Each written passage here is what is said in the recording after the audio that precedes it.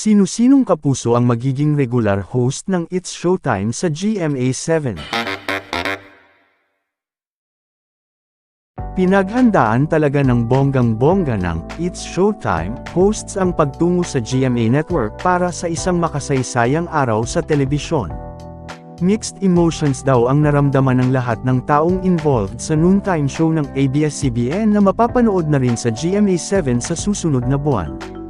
Ayon sa kapamilya host comedian na si Vong Navarro, hinding-hindi niya makakalimutan ang araw na ito, March 20, na maituturing na historical moment para sa madlang people at sa mga kapuso viewers. Ito na ang ikalawang collaboration ng It's Showtime at Kapuso Network matapos ngang magsanib puwersa ang ABS-CBN at GMA7 sa pamamagitan ng pagpapalabas ng nasabing programa sa GTV.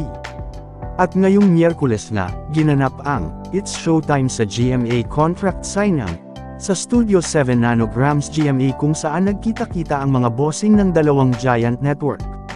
Sa panayam ng Fast Talk with Boy Abunda, kanina kay Vong, sinabi nitong grabe ang kaligayahang nararamdaman nilang lahat sa show, talagang feeling grateful and thankful.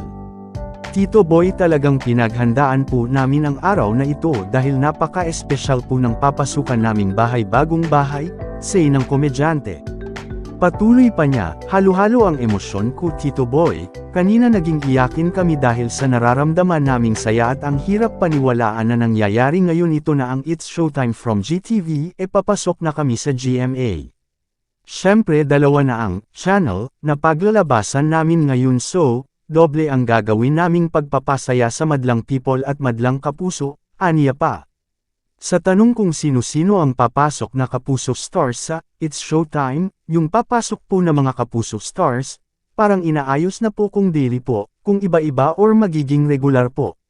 So, inaayos lang po Tito Boy.